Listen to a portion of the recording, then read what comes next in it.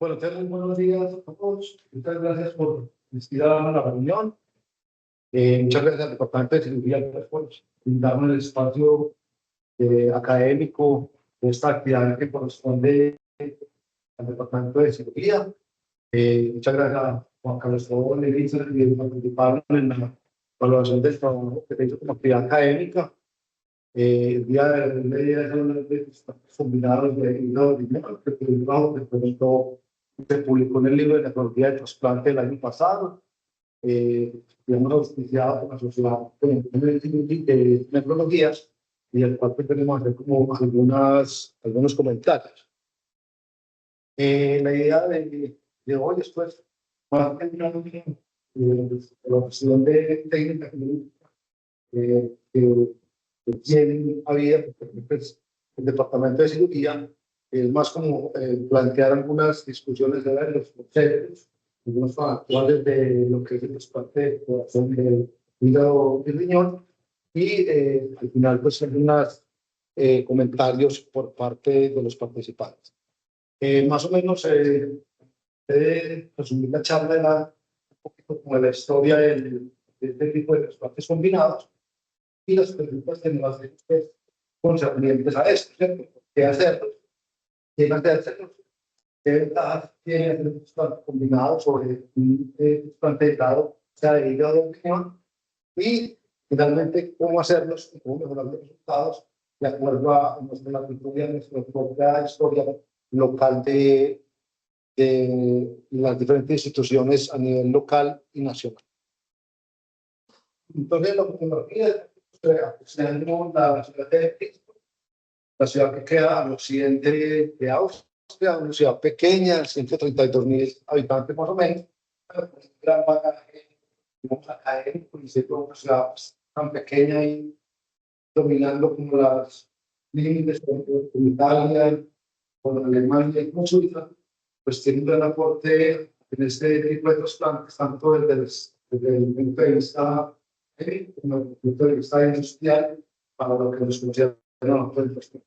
En esta ciudad, por los 41 años, en 1983, se realizó el trasplante combinado de hígado y riñón, y un paciente que previamente había trasplantado de riñón, que había hecho una falla y estaba en una etapa terminal ya de funcionamiento, y a un paciente que se le encontró una hepatitis, una cirrosis inducida por hepatitis B, y cumplía criterios de cirrosis, y fue entonces a este paciente que por primera vez se le hizo este tipo de procedimiento. Este procedimiento se reportó en Lancet en 1984, un año después de hacerlo, y en este año, para ellos, la enfermedad hepática terminal y la enfermedad crónica exactas para hacer este tipo de trasplante, ya que con la consecución de estos órganos, implantarlos en un paciente, pues las dos enfermedades terminales quedaban consecuentemente reparadas. Sin embargo, los resultados iniciales en los primeros 10 a 15 años no fueron muy alentadores, los resultados fueron más bien pobres, con mortalidades cercanas al 20 a 30% en el primer año. Es claro entonces el porqué de realizar estos trasplantes tienen implicaciones claras, como fue ese primer trasplante que mencionamos, la enfermedad hepática terminal, la enfermedad renal crónica. Pero veníamos con la alternativa. ¿Qué pasa con la enfermedad hepática? Es una enfermedad avanzada, pero no está en fase terminal. ¿Y qué pasa con las lesiones renales? Son peculiares. No sabemos el pronóstico de esta enfermedad renal. ¿Qué va a pasar si la enfermedad renal se consolida y termina siendo crónica a través del tiempo? ¿Qué pasa si se mejora con el tratamiento indicado para esto? Y la otra indicación son las enfermedades metabólicas con deterioro renal, de las cuales hablaremos un poco más adelante. Entonces, dentro de estos pacientes nos importa, tendríamos los pacientes con el síndrome hepatorenal, que como la definición ustedes bien saben es el daño renal secundario a una falla hepática avanzada o la cirrosis establecida.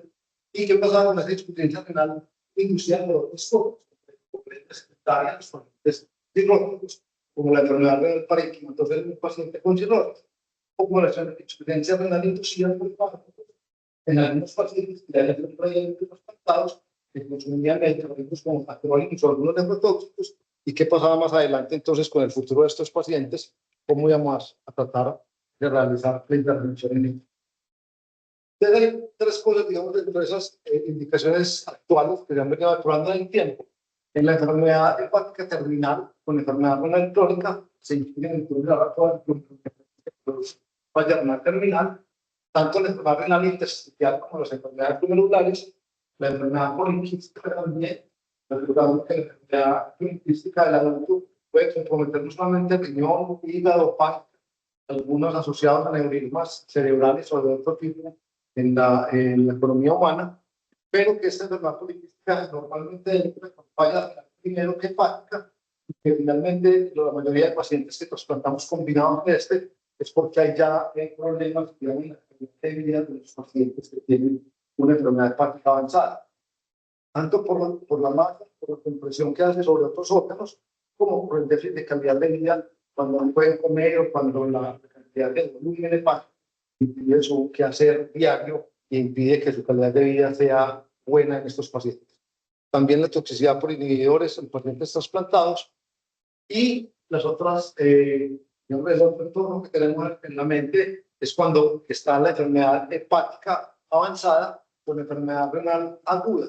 Y en esto incluye entonces el síndrome hepatorenal o la necrosis tubular aguda, cual después del tratamiento adecuado los pacientes no tienen un buen resultado y terminan siendo candidatos a trasplante. Los trastornos metabólicos, entonces, dentro de los cuales se describen la hiperoxaluria primaria, el déficit de alfa-1 antitripsina, la glucogenosis tipo 1, 3, 4, más relacionadas con el otro 9, pero los otros, digamos que no, si bien tienen en algunos momentos de indicación o en niños, cuando se avanza no responde, pero estas están más asociadas con el tratamiento del trasplante hepático. La anemia falciforme, la amiloidosis, el síndrome hemolítico urétrico y la ciega retinológica, cada una de ellas podría por la acumulación de cualquiera de estas cosas, en los oxalatos o la o algo, que haya en las células propias del hígado y en algunos también, como en el alfa-1 antitripsina, con problemas de daño a otros órganos como el pulmón, por ejemplo. Entonces, el hepatorenal era como una de las corrientes que antes no teníamos claridad y que no sabíamos cómo abordar el campo. Entonces mirábamos que los pacientes con hepatorenal tenían dentro de los grupos unas dudas grandes de qué hacer con ese problema hospital. Primero clasificarlas si era secundaria o no, si era secundaria a la enfermedad hepática establecida o si era una enfermedad renal aguda de esos pacientes que les resultaba por la misma patología de la cirrosis, la hipovolemia, los medicamentos, la infección, etc. Entonces, ¿qué evolución tenía esa enfermedad renal en la cirrosis? Era los puntos que teníamos que aclarar y de ahí se vino en el tiempo haciendo algunas clasificaciones de esa lesión aguda. Inicialmente se clasificó como una lesión, una enfermedad patológica, una enfermedad no síndrome hepatorenal y la que sí era síndrome hepatorenal, que creaban unas confusiones porque probablemente tenían el agua y el tiempo que se presentaba, pero había algunas discusiones entre si la evolución sí se hacía hacia un enfermedad o no, o si eso se mejoraba con el manejo indicado. Entonces, todos vimos en los primeros inicios los pacientes por ahí, después de una parte aguda de la enfermedad renal, andaba por ahí caminando por ahí porque algunos se mejoraban, por ahí en su vida normal, y algunos otros que dejamos de tratar porque pensábamos que después del tratamiento los pacientes iban a mejorar bastante y con un adecuado centro hepático, la enfermedad renal la solucionaron esa parte que pretendíamos con un buen injerto. Pero nos dábamos cuenta que los pacientes marginales, después de un trasplante que no fueron muy exitosos, que tuvieron una dificultad asegurada, también terminaban con una enfermedad renal crónica y terminaban siendo candidatos a un trasplante posterior. Entonces ahí venía la si hacerlo de una vez cuando tenía una enfermedad avanzada o esperar a hacer un trasplante posterior. Esto teniendo en cuenta que en todo el mundo el problema que presentan los grupos es el déficit de donantes adecuados Entonces, los pacientes que no eran trasplantados de una vez con el trasplante combinado probablemente permanecían en lista de espera mucho más tiempo y algunos de ellos se morían esperando esta lista. Esto básicamente eran unas cuestiones que las definiciones de la enfermedad renal aguda han en el tiempo evolucionado desde 2004 más o menos, cuando el protocolo de Richter, 2007 cuando la detección de enfermedad hepática aguda y posteriormente con el advenimiento del código relacionamientos nuevos acerca de cómo la definir. Esto básicamente es para mostrar que como hay tantas definiciones, el concepto y algunas cosas varían. Inicialmente se hacía con la creatinina en valores basados en 5, pero nos dimos cuenta que no solamente los valores de creatinina eran los indicativos de factores de riesgo de progresión y entonces se han determinado algunas otras cosas como las sociedades de diálisis, como la sociedad de trasplante renal, la sociedad de diálisis, el consenso de club de asitis y manejo de enfermedades relacionadas, y ellos lo que hacen es identificar esta enfermedad aguda, tratando de no ver el valor absoluto de la creatinina, sino ver que algunos valores, cuando la mayoría aceptan los incrementos de 0.3 miligramos por decilitro como un valor en el que puede verse evolucionando esta enfermedad hasta un manejo posterior con un pronóstico negativo, también hay que tenerlo en cuenta para eso. Entonces, finalmente, lo que tratamos de definir finalmente era la nomenclatura sobre el síndrome hepatorenal. Ese síndrome hepatorenal es parte de lo que habíamos mencionado ahorita, con los criterios de diagnóstico de eso, era que no tuviera otra enfermedad primaria que se descartara, que se hubiera hecho un manejo con alguna previo bien realizado, que tuviera los criterios que funcionaban para adelante, que se tuviera en la primera fase, la tipo 1 o la tipo 2, era en la 1 el rápido progreso de la enfermedad renal y en la segunda el manejo mucho más poblacional, teniendo como base la creatinina por 5. Finalmente, entonces, lo que se decidió fue, y lo que actualmente conocemos, la definición de síndrome hepatorenal y la definición de síndrome hepatorenal con enfermedad crónica. Básicamente, entonces, cogemos dos definiciones de la ACI, de la Sociedad de Falla Renal Aguda, de 2015, y los pacientes con enfermedad crónica, entonces, tienen lo de la primera línea, con enfermedad crónica, que están en diálisis, que llevan un tiempo de manejo por el grupo especializado y que no han logrado mejorar su enfermedad. Para hacer ese tipo de análisis y de comprensión, pues se necesita clasificar esta enfermedad con algunos criterios específicos. Toda la vida lo hemos hecho basados en la línea de base de creatinina, pero algunos estudios han mostrado que hay biomarcadores que también pueden señalar la enfermedad renal aguda y el pronóstico a futuro. La cistatina, algunos marcadores como el Logan, biotalamina, etcétera, se han realizado estudios y lo que hemos encontrado finalmente es que a pesar de que nos revelan que puede haber inclusive mayor sensibilidad de algunos, mayor especificidad, algunos inclusive como el Nogan pueden ser pronósticos de complicaciones de mortalidad, la manera de realizarlos, la manera un paso de la manera digamos compleja para realizar en el laboratorio, nos permite por ahora simplemente pensar que coste efectivamente es no realizar este tipo de diagnósticos como seguimos haciéndolo con la creatinina, sea con la creatinina corregida o con la línea de base que maneja cada grupo de su laboratorio con el seguimiento en la creatinina. La patogénesis de este síndrome hepatorenal, pues como todos ustedes lo conocen, tiene diferentes tipos de aspectos que conllevan a esa falla final.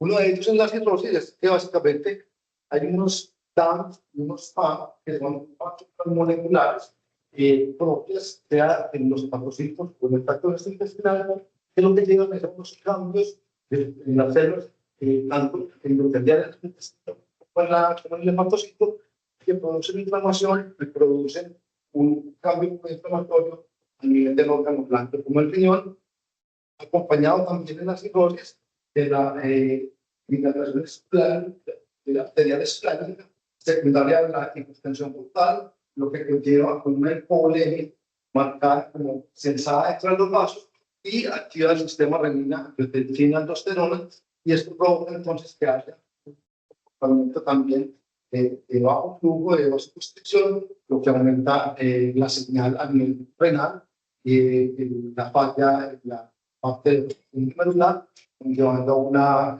falla renal secundaria. Y la llamada en donde hay un estado hiperdinámico, un aumento del gasto cardíaco, una vasodilatación esplánica, que lo que hace entonces dañar la fibra cardíaca y se conoce como la hemocardiosis del cirrótico.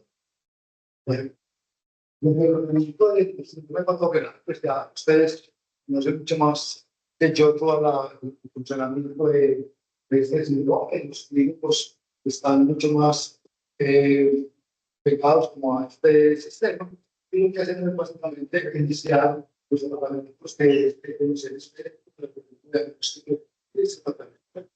lo primero es hacer el diagnóstico diferencial para saber si es y si se descartan de ahí otro montón de enfermedades que pueden y que pueden acusar también de se hace el manejo con albúmina, se mira la respuesta, se miden los factores primarios y después se mira si el paciente responde o no responde, si necesita ser llevado a UCI o no, y se necesita hacer con los medicamentos adecuados para tratar de revertir este proceso de vasoconstricción esplánica, sea con noradrenalina o con algunos otros investigación que da los mejores efectos.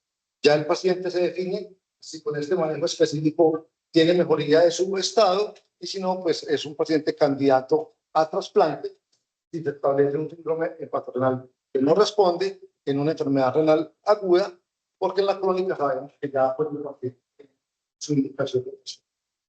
Los pacientes no respondedores con enfermedad síndrome hepatorenal que presenta lesión renal aguda no respondedores, definitivamente el trasplante hepático es el que posiblemente finalmente nos debe a poder llevar a buen término este tipo de enfermedades. ¿Qué encontramos entonces? Que la supervivencia del paciente y el interno, los pacientes que presentan una lesión renal aguda, es a 5 años, 64% del paciente, 76% del paciente. Y hay distintas las supervivencias que tenemos en los pacientes que no presentan la lesión renal. Y los pacientes con enfermedad hepática terminal, con insuficiencia renal, la etiología de esa falla renal tiene que ver bastante con el resultado. Principalmente la electroestular aguda, porque la sobrevida a 5 años, cuando se presenta en el esfuerzo, es apenas del 45% versus el 80% en las que está presente.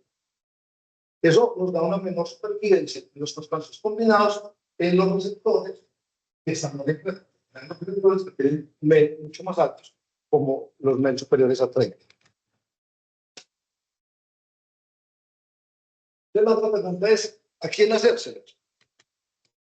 Empezamos mirando que no hay sujetos establecidos en todo el mundo para realizar los trasplantes combinados. O sea, parte como de las necesidades de cada país, eso tiene que ver mucho con las listas de espera, las posibilidades de hacerlo, los centros especializados, el talento humano que se tenga para poder hacer esto. Sin embargo, se puede consolidar un concepto para poder llevar a buen término este tipo de trasplantes. Hacia los años pasados, después del 80, cuando empezaron a hacer, y hasta el 2002, digamos que era un poco de libre albedrío de los grupos establecer cuál era la enfermedad. Los pacientes enfrentaban con enfermedad renal terminal y enfermedad hepática terminal, pues era claro que tenía la indicación. Pero digamos que muchos pacientes que tenían enfermedad renal avanzada salían de esta lista. Entonces, la clasificación de Merck, que se asignó en 2002, que logró publicar, trata básicamente de estos pacientes teniendo en cuenta la creatinina, el INR, la función hepática que tiene, la bilirrubina. Entonces, aumentó en más de 500% la posibilidad de hacer trasplantes combinados en este tipo de pacientes porque tenía en cuenta este función renal. Al principio, muy bien, porque estos pacientes se quedaban en lista y lograron estar ahí, pero también se vio lo contrario.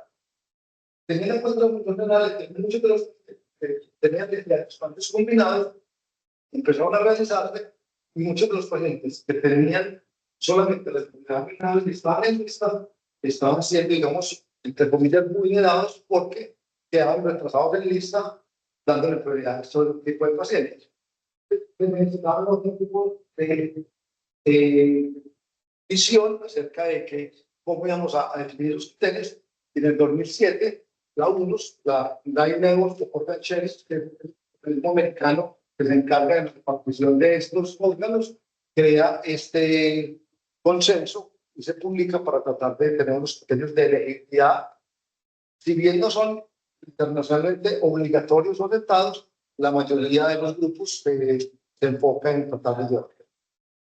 De todos estos, entonces, los trasplantes combinados alcanzan más o menos un 10% de todos los trasplantes de hepático. Entonces, los cambios de asignación en el tiempo también han cambiado. Les digo, de acuerdo a la cantidad de población, a los grupos, a las instituciones que algunas son de referencia, entonces tienen listas mucho más grandes y la posibilidad de mortalidad en lista de ellos puede ser mayor, diferente a grupos pequeños o aislados, donde hay países con menos incidencia de esta enfermedad.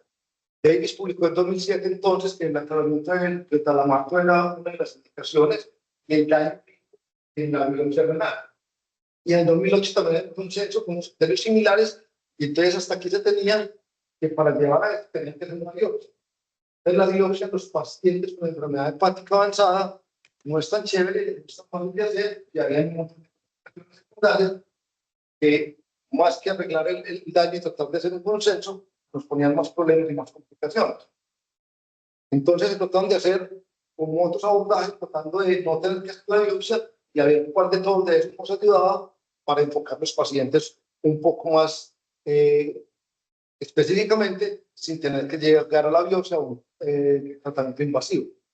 Nadine en 2012 publica aquí en este journal la duración de diálisis que no fuera como antes estaba de 8 horas en adelante, sino que también algunos que ya tenían un proceso renal establecido podían tener diálisis de menos tiempo.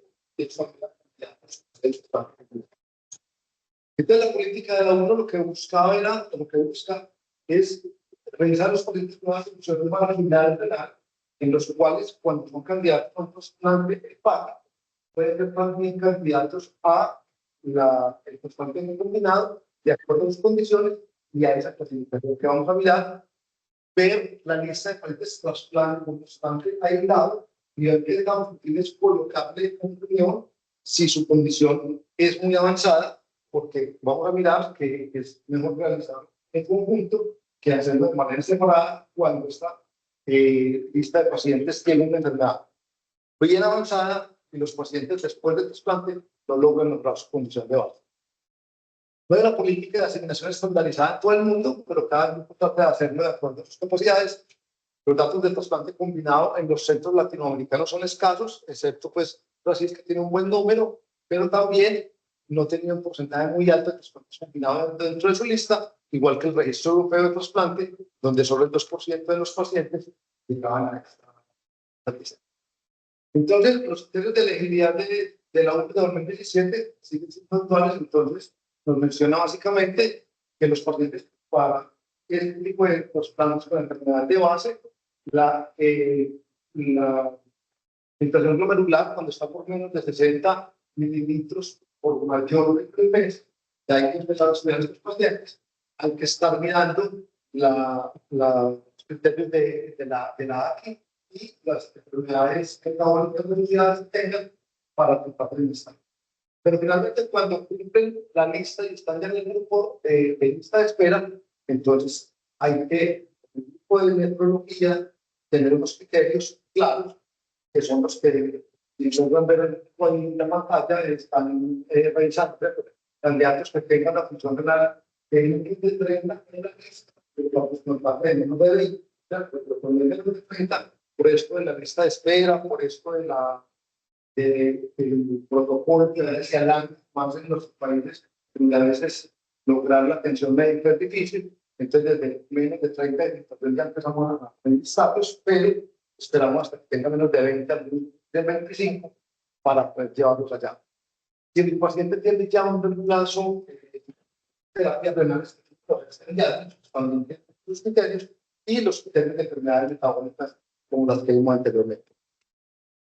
Entonces van saliendo los resultados de presentación de los criterios de usos para la elegibilidad de trasplantes combinados, y algunos son como este que está publicado en las protecciones de 2019, los cambios simultáneos de esa política, y básicamente lo que nos mencionan es de algunos estados como este estudio de 40.979 pacientes que no es especial de la muestra, el 4.1% con esa nueva instrumentación tiene una nueva solución. O sea, se puede cambiar hacia los pacientes que pueden recibir un trasplante por una enfermedad marginal o a pacientes que no lo necesitaban porque, según los criterios, los pacientes pueden esperar un poco su trasplante. Entonces, la síntesis realmente este artículo nos habla de un aumento en la proporción de mujeres. Eso está explicado por la masa muscular en el nivel de la clínica. Cuando se utilizaban solamente esos criterios anteriores, las mujeres tenían, digamos, una desventaja, porque si tomaban ese valor, realmente por la masa muscular, los hombres iban más a la lista y ellas quedaban un poco rezagadas ahí. Así que dentro de esta clasificación, las mujeres pueden tener un poco de mejor posibilidad de acceder a la lista.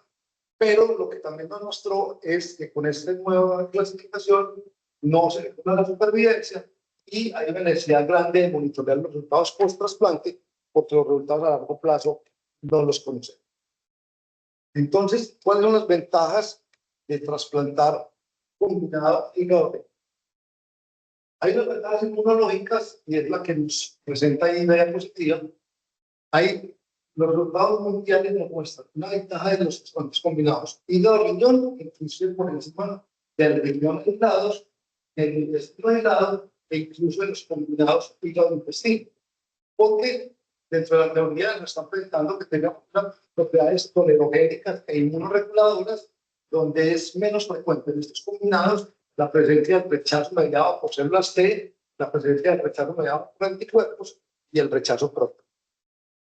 Entonces, la protección inmunológica está la absorción de los antígenos específicos, donantes específicos perturbados en el endotelio, se pueden atrapar en esas células endoteliales hepáticas y se eliminan por las células de Puffer, porque el hígado favorece la absorción de anticuerpos, sobre todo de antígenos de tipo 1, y pueden ser neutralizados tanto los donantes específicos como los linfocitos T citotóxicos persistentes, porque ayuda a la regeneración en esa vasta superficie endotelial que tiene el hígado, y hay una disminución de la expresión de los antígenos clase 2, lo que hace que sea, digamos, más tolerante a algunos rechazos, diferente a lo que hace el riñón y lo que hace el intestino. Y más o menos la depuración de los antígenos preformados puede durar hasta 4 meses. Digamos que la lucha inicial puede ser ardua, pero digamos que en unos pocos semanas o meses probablemente el hígado ya nos protege de ese tipo de rechazos que se presentan más en otros. Entonces, el hígado tiene una forma de chimerismo de tolerancia, células de varios órganos, el mismo efector, y la parte donante receptor, al fin del tiempo, las células que estudiamos en estos trasplantes al final son más parecidas al receptor que al que recibe el donante por este intercambio la expresión reducida de los implicados en las funciones de células endoteliales, el permiso para que las células dendríticas se deriven de la médula ósea, son también factores que ayudan a esa tolerancia que tiene el hígado primero donante combinado, y el efecto sumidero, que es en ese endotelio fenestrado, que es indicado, que ese flujo lento sanguíneo puede tener mayor contacto con los antígenos que reciben y eliminar las células T reactivas. La unión a los receptores de células inmunes es mayor en los plantas combinados, y una teoría, digamos, más matemática, que es el umbral de células para el chat, que básicamente lo que dice es que en los injertos más grandes hay como un agotamiento del umbral inmunológico y puede hacer menor lucha en términos de complejidad para esos partes comunes.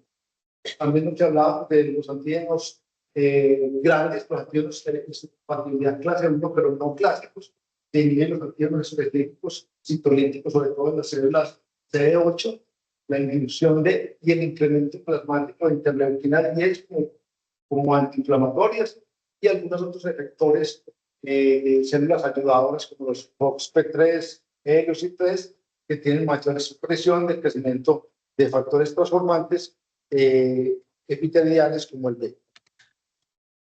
Entonces, aparte de toda esa teoría de la ayuda y la conveniencia de tener un trasplante hepático entre los trasplantes combinados, cualquiera de ellos, se presentan algunos problemas, y históricamente nosotros mirábamos que cuando hacíamos trasplantes combinados, decían solo con el grupo de un estudio de donantes específicos, y pruebas cruzadas, porque mira, toda esta competencia inmunológica. Pero entonces, este autor, O'Leary, en este año 2013, empezó a publicar que había un aumento de un cierto de pérdida renal hepática en pacientes que tenían antígenos donantes específicos, sobre todo los clase 2, que venían reformados. Entonces, se empezaron a preguntar qué es lo que pasa, que no siempre el hígado cuando se coloca tiene algunos resultados, y qué otras cosas tenemos que estudiar ahí. Entonces, se realizaron en este estudio la tasa de supervivencia a 3 años en los que después del seguimiento, y se encontró que los que tenían los más positivos tenían casi 10, 14% menos de sobrevivencia que los que tenían un plus más negativo.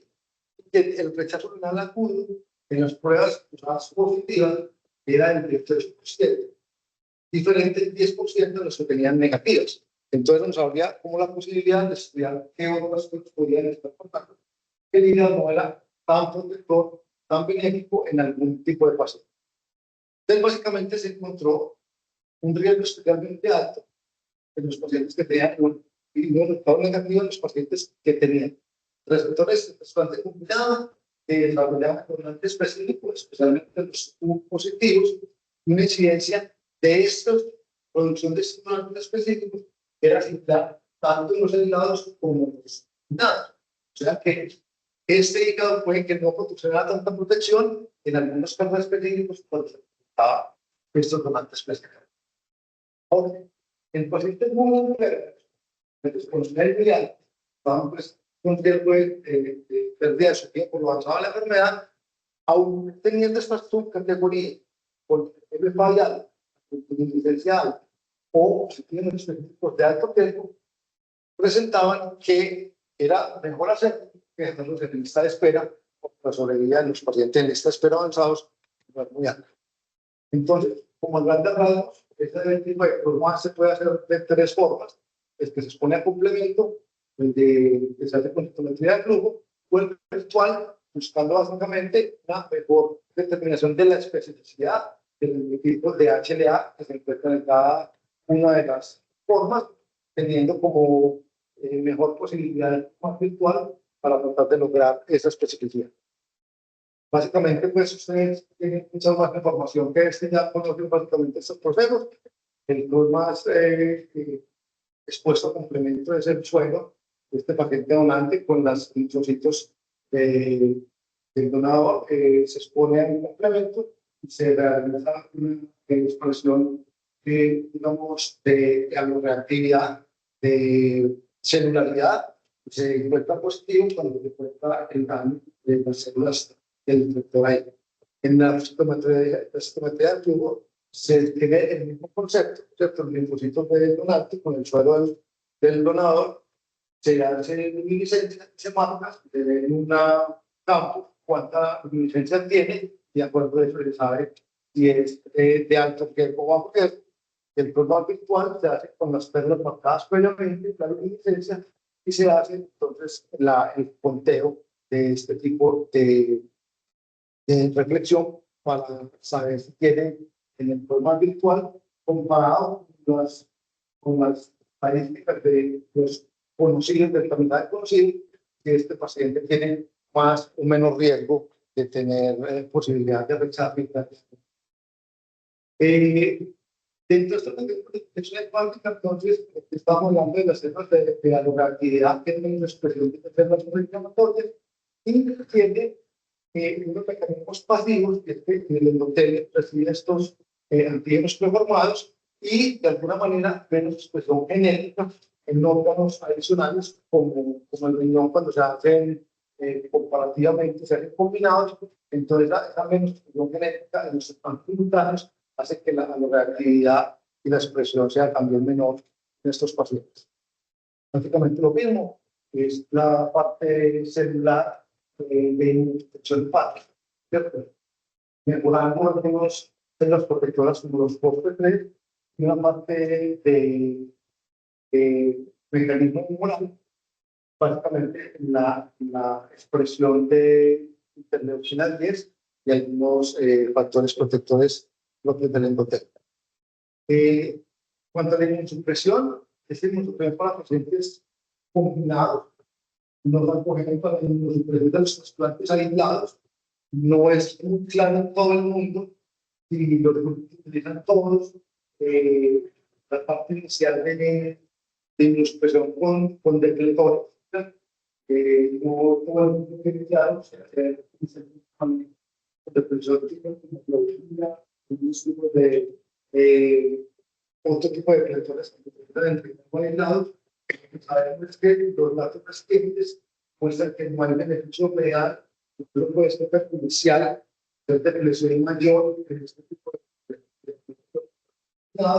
pero es claro que el uso de esteroides se desestima después del segundo o tercer mes.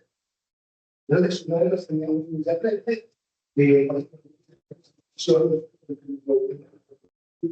conductores y digamos que se ha venido detectando que el paciente de los que hemos dado previamente este tipo de factores de riesgo, donante específico, trasplantes, transfusiones, etcétera, pues sí debe ser un protocolo un poco más agresivo, sin pasarnos pues a hacer las inducciones severas o el trasplante de intestinos. Entonces, ¿cómo realizarlos y cómo mejorar los resultados?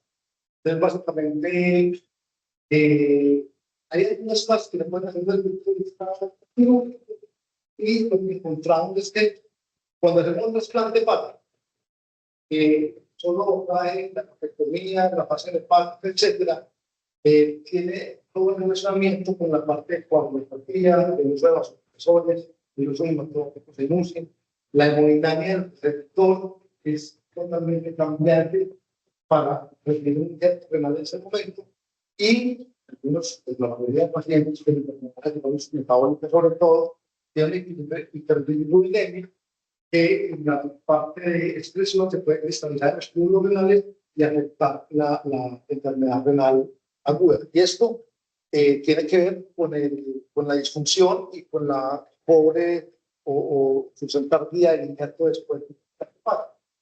Entonces, la pregunta es, ¿se hace un espontáneo o se hace el interior posterior al trasplante hepático? Entonces, se encontró que la vida media más corta del trasplante renal es aislado en los espontáneos desde el punto de vista inmunológico, por lo que hemos venido mirando, pero que hay una efecto de disfunción renal temprana en trasplantes con pacientes enfermos, después de 25. Entonces, él empezó a considerar hacer un trasplante renal después de un trasplante hepático y los pacientes que tienen ese papel o los pacientes que tienen complicaciones quirúrgicas agudas que se usan los vasopresores muy altos o que ha tenido una fase hepática muy alta o que ha tenido sangrado o algún tipo de complicación intraoperatoria. Entonces, ¿cómo tratar de cuidar esos resultados? Hay una serie de cosas que venimos tratando de visualizar para ver cómo podemos dar más efectividad al resultado de estos trasplantes. Entonces, en los grupos donde se tiene parte de perfusión, de varios tipos que se llaman, vamos a mencionar, entonces se ha optado por una posibilidad que se llama la indiana, que es el primer trasplante hepático, colocar el riñón en una máquina de perfusión pulsátil hipotérmica, ahora también hay normotérmica, para estabilizar los pacientes, por estado traumático del pares y tratar de mejorar la necesidad de vasopresores y también el efecto de la perfusión que tenemos. Entonces, ¿cuándo realizarlo? Se ha llegado hasta 2 o 3 días después del trasplante hepático, pero todo el mundo dice, entonces, ¿qué va a pasar con la filtración glomerular? ¿Qué va a pasar entonces con el efecto del riñón guardado? Y empezamos a mirar qué tipo de cosas podemos solucionar, qué tipo de cosas podemos tolerar con un riñón puesto 2 o 3 días después del trasplante hepático. Entonces, empezaron a explorar estos artículos como este que apareció en trasplante de 83 horas después de un trasplante hepático. ¿Y qué pasaba con la tasa de filtración glomerular y el efecto retardado? Se retardaba el injerto, que era uno de los teóricos de efecto retardado. Entonces, dijimos, vamos a mirar la filtración glomerular. Contradictoriamente, cuando uno mejora todas las funciones del paciente después de un trasplante hepático, lo que se encontró en este estudio referenciado es que la filtración glomerular de los pacientes, la verde de los pacientes que hacían con menos de 48 horas y la negra de los pacientes de 48 horas, es que la filtración glomerular, no solamente el primer mes, en los 4 años, era mejor que se coloca después de 48 horas. Siempre cuando estén permitidos en máquina psicotérmico o normotérmicamente.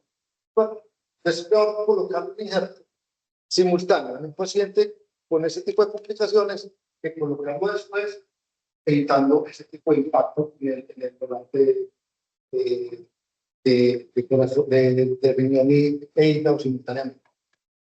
Entonces, ¿cómo podemos utilizar nuestros resultados? La segunda línea era mirar qué tipo de donante tenemos. Pero empezamos a medir los índices de riesgo del donante, el perfil de donante, cada el índice de riesgo, para mirar cómo podemos abordar esta situación basada básicamente en la prevención del tipo de donante. La unidad de donantes teníamos que referenciar el tipo de donante que teníamos y sobre todo los donantes distintivos. Y hacemos que los donantes distintivos solamente de manera de natural, fans, que te van a tener principalmente. Sí. Entonces, por ejemplo, lo que tenemos que mirar es cuáles son los factores de riesgo de este donante, qué factores asociados tenemos y cómo podemos tener la visión a futuro de si el pronóstico de ese injerto y la mortalidad de ese paciente se puede tener por un precio sin tener necesidad de hacer abordaje, digamos, tipo biopsia, pero más invasivo. Entonces, la UNOS realizó este trabajo, digamos, publicado en el trasplante de 2017, con 4.200 trasplantes renales, donde se encontró que el 6% tenían un perfil de índice KPI mayor del 85%. Y esto, pues, con estos índices, la mortalidad es de mayor. O sea, mayor KPI, mayor riesgo y mayor mortalidad. Entonces, empezamos a mirar la terapia indiana, poner los injertos renales cuando hay la posibilidad de perfusión más tarde y con KPI bajos, era la mejor manera de llevarlo a cabo. A grandes rasgos, entonces, y existen del KNI, del índice de donante renal, y cada uno se le daba un factor de acuerdo al perfil estadístico, y con eso se miraba el valor. El valor del KNI de 1.5, lo que quería decir es que el paciente tenía 1.5 más posibilidades de, en el caso muy de los pacientes anteriores, y digamos que se trató de mejorar el índice o tener una forma más fácil de realizarlos. Entonces se limita el KPI, que ya es el porcentaje, y lo que nos muestra es con el porcentaje de valor del índice de riesgo a 1, 3, 8 años, qué posibilidad tenemos entonces de que ese paciente tenga supervivencia aérea. Entonces, más o menos, si es un 10%, la posibilidad de 5 años en el 80, pero si es del 99, la posibilidad es por la mitad, 49.6. Entonces, de esto, los nefrólogos nos darán sus opiniones y qué tanto se puede en nuestro medio utilizar, porque también depende de las listas de espera, de las posibilidades que tengan y obviamente de los datos. Esto para recordar que no los pacientes sean jóvenes solamente, los factores de riesgo son muy menores, que está unido a todos estos factores que hayamos mencionado, y que entonces haciendo estos índices de riesgo nos dan una posibilidad de predecir, colocar en donde ese no puede llevarnos a la memoria del cliente, por el contrario, tener más utilidad de la red. Entonces se han validado esos índices, el KPI y el KNI, en poblaciones diferentes, más tomado de la parte americana y el consenso europeo, pero muchos países dicen por la raza, por la etnia, por las diferentes posibilidades de conseguir los datos, no se puede extrapolar a la población. Ya ustedes deben ubicarse entre la población y relacionarse con el equipo quirúrgico, con la experiencia que tengan, con la lista de espera que tengan. Y lo que hay una vez por ejemplo, pacientes de 70, 80 años son colocados con éxito, pero nosotros no. Resulta que es que la inseguridad tanto en la práctica que es distinta. Entonces, estos índices, si bien son una herramienta para verlo, hay que mirarlos con pinzas para ver si le pueden adecuar. Entonces, otra de las posibilidades de utilizar el punto mayor es el trasplante combinado con infectos duales. Esos pacientes con donantes de una manera marginales, con un efecto de glomerulosclerosis, glomerulosclerótica, o muy pequeños, ser donantes duales era la posibilidad de mejorar el y mejorar los trasplantes combinados. Entonces hizo una referencia en la UNI del 2002 y el 2002. 44 pacientes de trasplante combinado, con los cuales iguales solo fueron 22, la del 27%, como pequeños para tener conclusiones mayores. Pues lo que nos mostró básicamente fue que la sobrevida de 3 años, cuando se utiliza un donante extendido más dual, penal, y en trasplante combinado, la sobrevida es mucho menor, sobre el 20%. Y cuando se utiliza combinado con un alto KPI, tampoco es que sea muy elevado, porque la probabilidad de estar por encima del 85-90%, y estos pacientes entonces son posibilidades en algunos, pero la expectativa en largo plazo no es tan buena. ¿Qué es importante de esos pacientes extendidos con donantes duales? Básicamente las conclusiones de la función retardada de iniciar un mayor predictor negativo de sobrevida cuando se presentan estos pacientes. Que de ahí tener en cuenta calidad del interno periódico, y para eso nos sirven los índices para mirar de adecuada si la posibilidad es muy alta. Y si está definido que se puede usar en pacientes muy bien de más de 30, de la posibilidad de colocar personas dejando en lista, es mejor hacerlo porque la mortalidad es mucho más alta cuando están en lista de espera. Y algunos factores del receptor es básicamente que los pacientes de 65 años, los receptores también es extendido, y decíamos, ¿qué pasa de 75 años? Mayores o menores de 75 no tienen mucha mayorabilidad, el resultado no es lo mismo, que no se den por ejemplo pacientes bastante combinados en mayores de 75 años, cuando tienen ventilación unitaria, porque los resultados son pobres, la mortalidad muy alta, y tampoco es combinados en mayores de 70 años con menos de 30, que también los resultados de mortalidad superan las expectativas. sobrevida de 5 años de donantes mayores de 70 con enfermedad renal crónica es apenas del 58%, así que tampoco es que sea una solución a ello. Importante los trasplantes están extendidos iguales el tiempo del trasplante. Para esto el enfoque ya una memoria, hacerlo después de 48 horas a 80 con perfusión hipotérmica o normotérmica, nos ha mostrado ventajas. Y una otra opción que teníamos para hacer esto es trasplantes en bloque tratando de disminuir el tiempo que tenga caliente, por todo, tratando de hacerlos juntos, tratamos de hacer se caliente el tiempo, porque la temporada de invierno se pudiera mejorar. La idea con esto era colocar el bloque desde la aorta del donante e implantarlo en la hepática del rendón y la arteria renal derecha del donante a la arteria esplénica del rector, pero digamos que contra esto se han tenido algunas resoluciones en los poquitos grupos que lo han hecho. Y es qué pasa con las variantes anatómicas de hígado que entra mesenteria, una mesentérica, una del tronco de vía, entonces tendría que colocarlo en la otra más completo. ¿Qué pasa si le tomamos el ejemplo de frenar un pack que está colocado en paz? Entonces te afecta con otro ejemplo. ¿Qué pasa si el rechazo?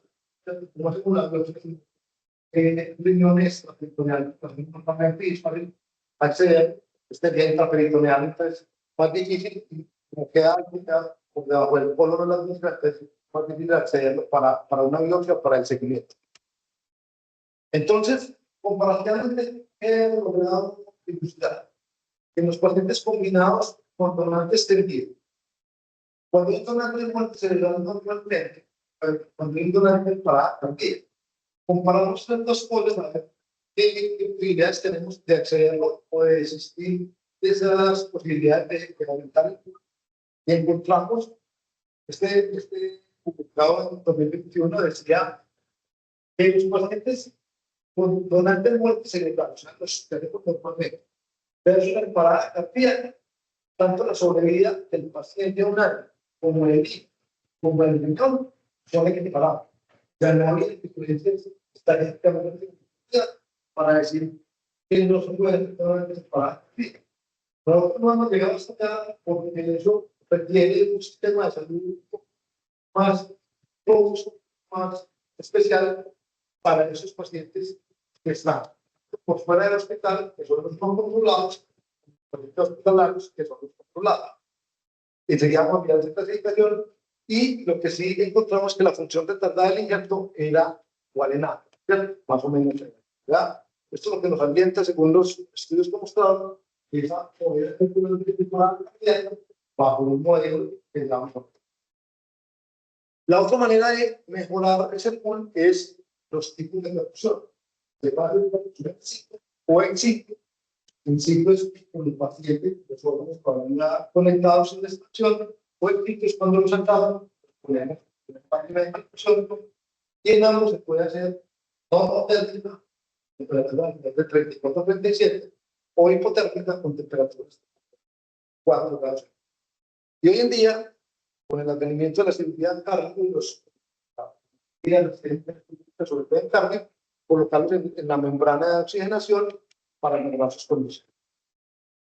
Cuando tenemos un paciente en la mesa de cirugía o en el hospital, las dos maneras de hacer esta perfusión del ciclo son por la anatomía, abordando la arteria ilíaca, poniendo el pinzamiento en la hoja torácica y una clínica, o por debajo de los pilares, si vamos a hacer su opinión, o la manera por intervencionismo, haciéndolo endovascular, por un valor de contrapunción por encima y por debajo, de donde lo que vamos a retirar en este caso el riñón, y ahí hacemos la perfusión.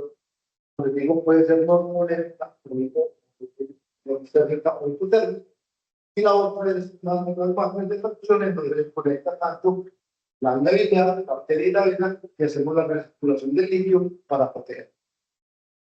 Todavía nosotros no hemos llegado hasta acá, estamos haciendo en algunos centros, todavía en Caramanga, estos días. La idea de los grupos en Colombia es tratar de lograr esta tecnología. Ya está en país, pero se requiere también una parte legal de cómo tener los donantes, porque hasta el momento nuestra constitución no permite los donantes de muerte cerebral. La ley viene pues como la parte legal que sería ¿qué ventajas tiene la parte de percusión? Entonces, las lesiones de transporte, mejorar los resultados post-meritorios, poder prolongar los tiempos de preservación. Ambas, la norma de la hipotérmica reduce la disfunción del injerto porque restablece el oxígeno social, previene los daños secundarios por repercusión y protege las células de Kupffer y epitelial, manteniendo una función.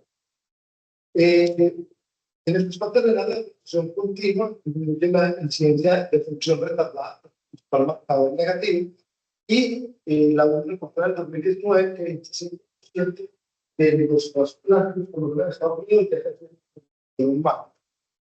Esa reducción de la función retardada es bien importante para el pronóstico como largo plazo y es de la presencia de los por las cosas. Pero lo que sí hay que tener en cuenta es que no reduce la no función primaria ni la supervivencia del inversión renal. Solo esa mejoría está en los injertos de bajo riesgo y faltan estudios para demostrar el beneficio en nuestra comunidad. Entonces, en Maastricht, en Holanda, en el 93, esta clasificación, ya todos los protocolos en el lugar que se muere antes de llegar al hospital, el que se pega la sangre se pega presencialmente, y digamos que todos estos son los mismos resultados. No tenemos qué pasó con él, cómo fue la reanimación, pero el Maastricht 3, es el que está en el hospital, que tiene una lesión, por ejemplo, talámica, que no es hipertensión cerebral, que está ahí, no se va a recuperar, pero no se ha muerto, no tiene muerte cerebral. Entonces, ¿cómo llegó algo adelante? Tenemos que llevar un quirófano, hacer la parada cardíaca, declararlo en muerte cerebral, parada cardíaca, que es la otra manera de poder obtenerlo, y hacer la perfusión, ya sea normo, hipotérmica o ponémica. Y eso no lo ha mostrado que cuando hay una perfusión que sigue normotérmica, este puede ser los efectos de recuperación rápida. La recuperación rápida es cuando uno entra a la ortopedia infunde percutánеamente y mostró que la infusión normotérmica en el sí es un factor protector para las isquemias filiales, para las pérdidas de injerto y para las estenosis de la anastomía. Cuando se hacía en parada cardíaca versus donante muerte cerebral, las complicaciones eran similares, tanto filiales, la sobrevivían los 2 años de injerto en pacientes similares. Cuando se hace comparación entre la perfusión in situ o ex situ, nos dicen que la hipotérmica y la sublimación de ex situ mejora tanto la función retardada, mejora los valores y los resultados de los donantes extendidos, de los trasplantes combinados.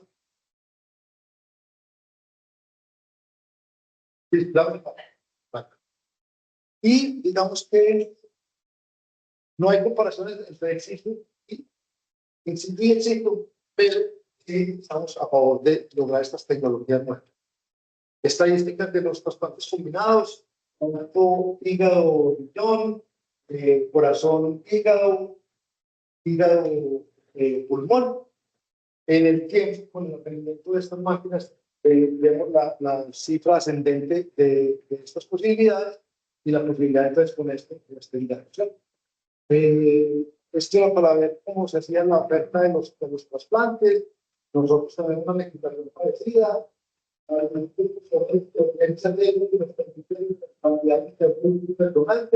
Los europeos también, por el compromiso de devolverlos.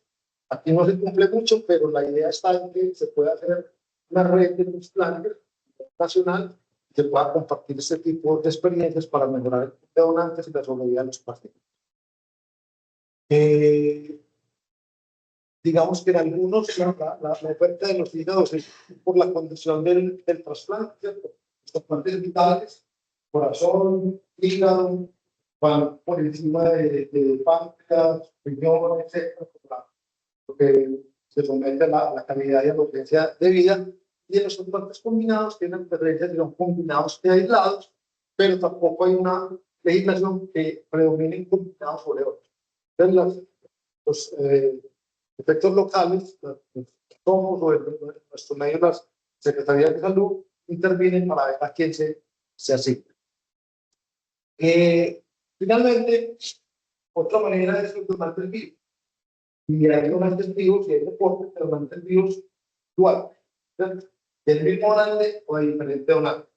Digamos que nosotros apenas vamos por las máquinas, se aprecia, pero también tenemos que tener hablar de eso, sobre todo en pacientes que tienen trasplantados previamente y que requieren otro órgano. Bueno, básicamente eso era como la utilización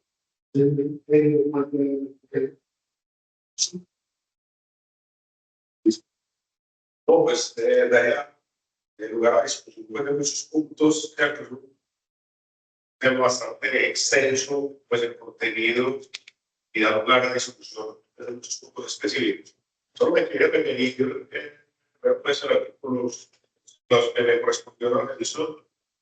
Me pareció muy bien dirigido, pues, a población académica, con una bibliografía pues, bastante robusta. Entonces, pues, destaco pues, el artículo que llevó pues, a la presentación.